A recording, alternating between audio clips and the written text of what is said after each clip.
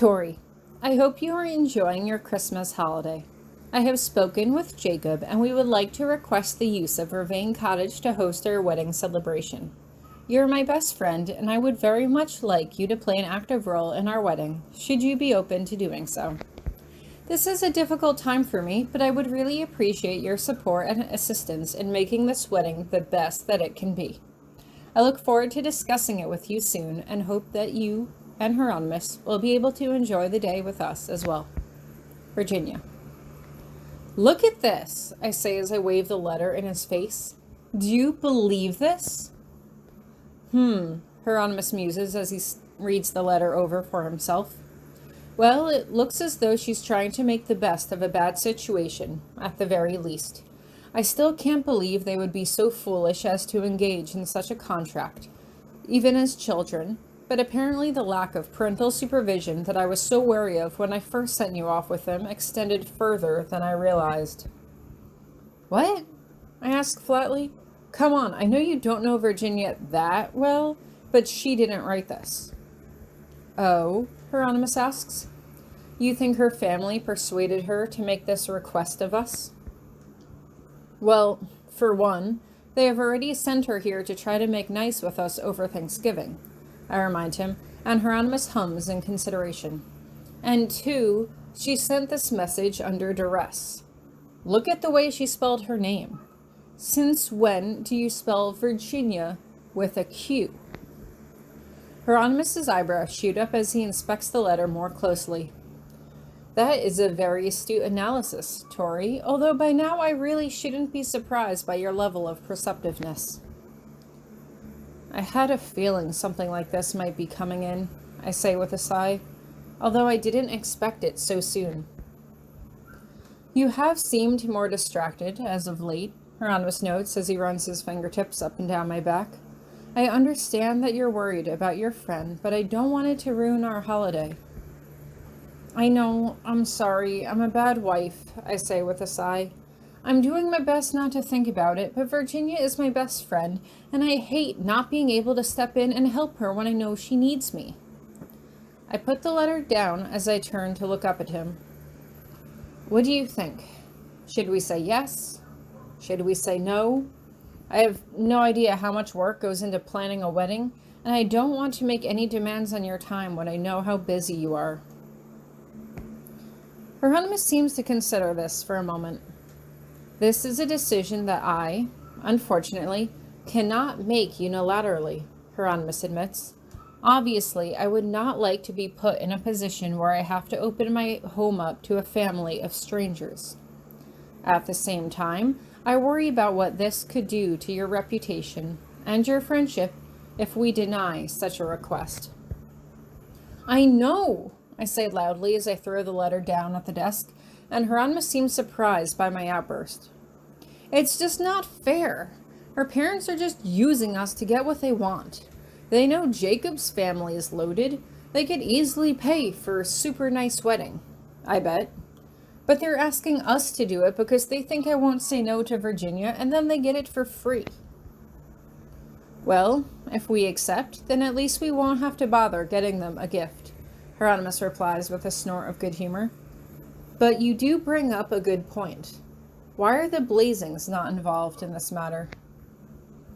From what I know and can piece together, Virginia's family wants her to marry Jacob because that will improve their social station a lot, I explain. But Jacob's parents probably don't see it as anything more than a contract. They're probably fine just making this a quick marriage like we had without all the pomp and circumstance. That's why they're reaching out to us. They're trying to make it a whole big thing, and that's not what Virginia wants. Then we can say no, Hieronymus replies simply. We can tell them that Vervain Cottage isn't equipped to hold a celebration of this grandeur, and you respectfully send your regards. I guess that works, I say as I turn back to stare at the letter.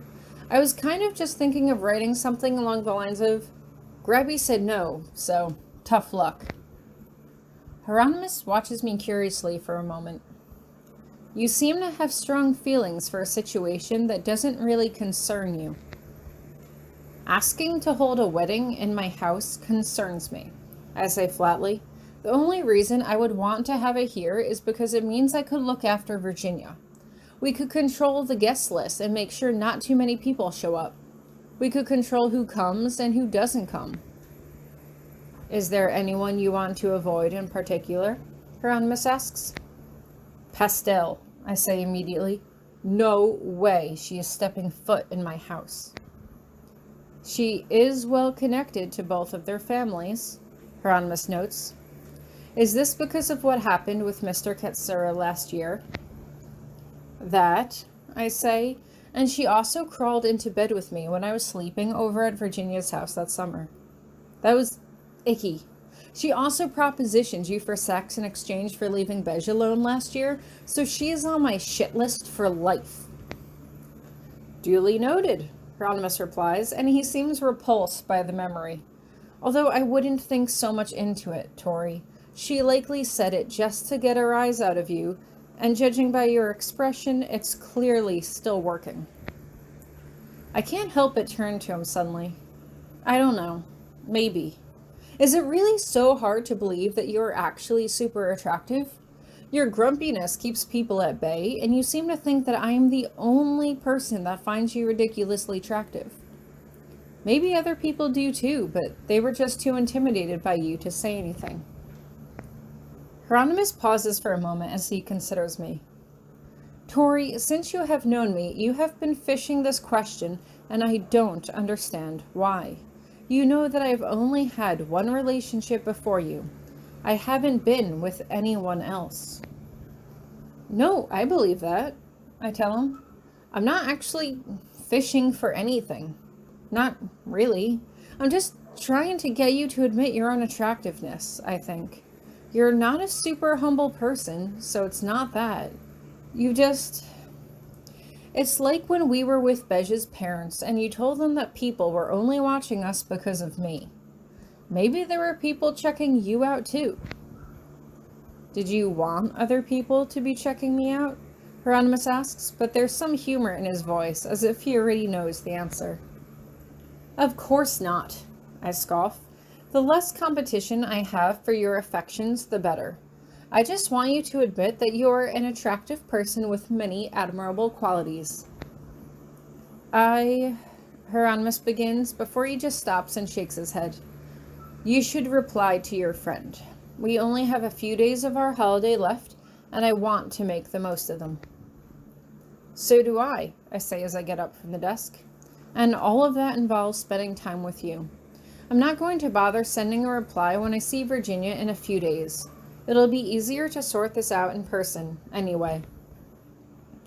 Duly noted, Hieronymous says as he kisses me.